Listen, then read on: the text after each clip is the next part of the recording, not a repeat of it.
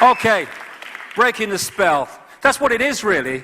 It's like a spell has been cast on the human mind to disconnect us from the full magnitude of who we are. And great news is the people in control of breaking that spell is us. Not some external force, us. It's just a choice. A choice. We've had this schism energy which has created this imbalance, it seems to me, more and more. Just manifested itself out into this reality, and it's made it more difficult for us to remember who we are and the nature of who we are. But we're now in a time, a wonderful time, when balance is returning. As a result of the schism, we've gone from how we used to be, connected to all that is, and we've had this spell cast on the human mind. But now the schism is coming to an end, and you can see that it's coming to an end in the mass awakening that's happening around the world now, where people are starting to wake up to things that they would never have even looked at before. And suddenly it's not becoming weird and bizarre anymore, it's becoming, hey, this feels right to me, because they're becoming more conscious and more aware of the full enormity of existence, and not the little me, what can I do, box that people have been living in and encouraged to be living in. The biggest box is fear. You know, this schism energy, because it's so imbalanced and disharmonious, one of the major ways that it manifests is fear. And when you become more conscious, and one of the great ways to do it, because I'm not sitting on a bloody cross-legged on a mountain saying, hey, I'm the guru. I'm going through this process as well. My own journey and what I'm putting out are absolutely parallel, and one is fundamentally connected to the other. So I'm going through this process as well. And what you find is, if you can get to a point, and it's amazing, it sounds really difficult, but when you start doing it, it's not so difficult. If you get to a point where you can remove yourself, and instead of being your thoughts, just observe your thoughts. You know, I'm always laughing at myself now. I'm thinking, oh God, the mind's off again, look at it. And you observe it, and you observe the reactions of the mind through thought to different situations, and it can be funny, because it's basically stupid compared with consciousness. And when you do that, you start to observe your thoughts and you start to observe your emotions. Something very fundamental comes out of that.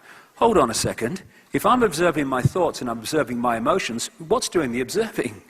What's doing the observing? Consciousness.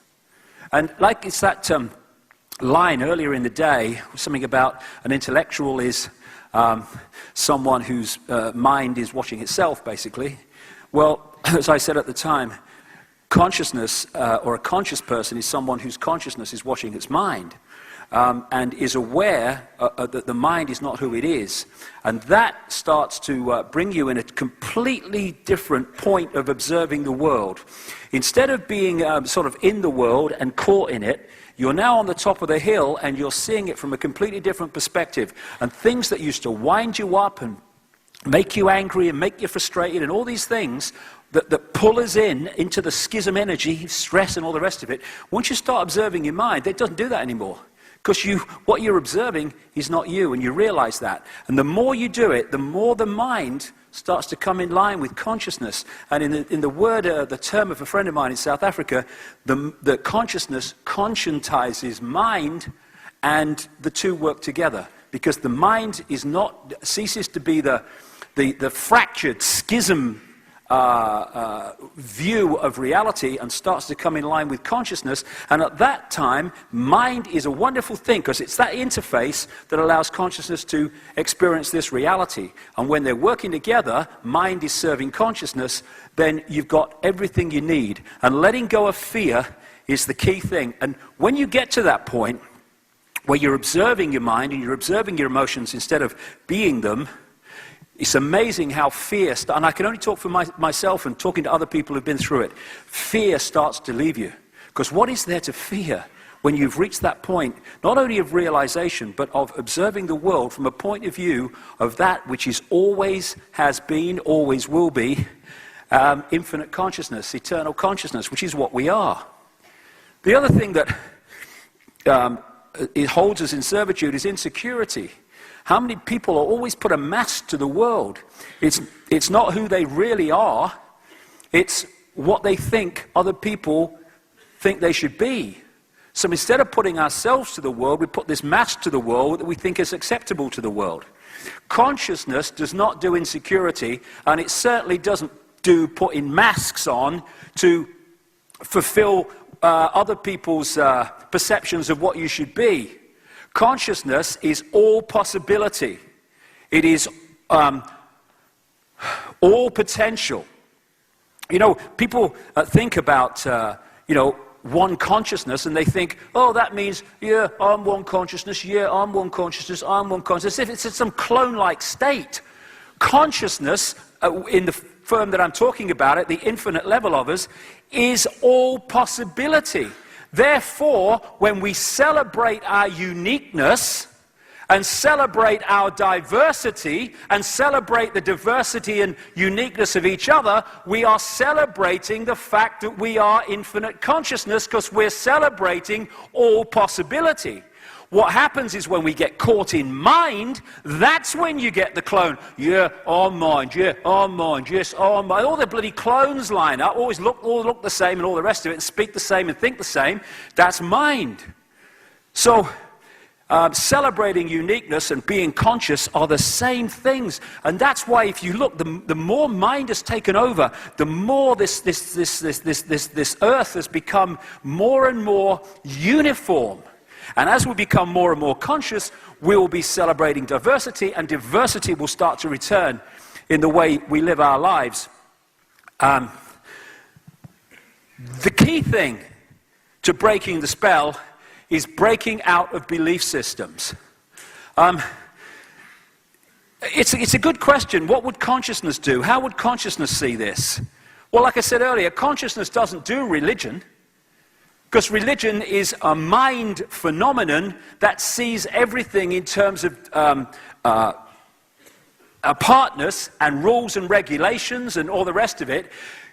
Consciousness doesn't do that. So religion's out. If we are going to be conscious, then religion's gone. Politics, well, did consciousness vote? I mean, what's going on? Consciousness doesn't do belief systems like politics, so that's gone, that belief system. Race, it doesn't do race. You know, the human form is just a vehicle for consciousness to experience this reality. It doesn't do my genetic spacesuit is better than yours, and because yours is a different color or comes from a different background, I'm better than you, and I'm the master race, or I'm the chosen race, and all the rest of it. Consciousness doesn't do that. Mind does that. When we think in those terms, we're in mind, not consciousness. And self-identity. If we have a self-identity that says, I am my body, and I am my name, and that is me, that is who I am, we're in mind. When we say my name and my body and my life is my experience, the experience of my consciousness, then we're recognizing who we really are, which is consciousness having an experience. And when we break out of these belief systems, which are often related to insecurity, because it's like you want to belong to a group because you feel more secure, or you want to have a belief system because, oh no, I found out what I believe now and I can leave that alone and get on with my life and all that stuff. But when the people used to come around my house as a kid and used to say to me, Mother, what religion are you? We thought, we're Christian. No, we're not. No, we weren't. But it was something that, oh yeah, I'll be a Christian because then I've got to be something. Well, we haven't. We can be all that is, has been, and ever will be. We don't have to be a Christian. We don't have to be a Muslim. We don't have to be a Jew. We don't have to be a Hindu or any of the bloody prisons of the mind. We can be all that is. And it's a thing that I say sometimes. If people can tell me what they believe, if they can give a name to what they believe, they're in a prison. Because we just are. Everything just is. It's not just, I think, therefore I am, computer level, or I compute, therefore I am. It's I am.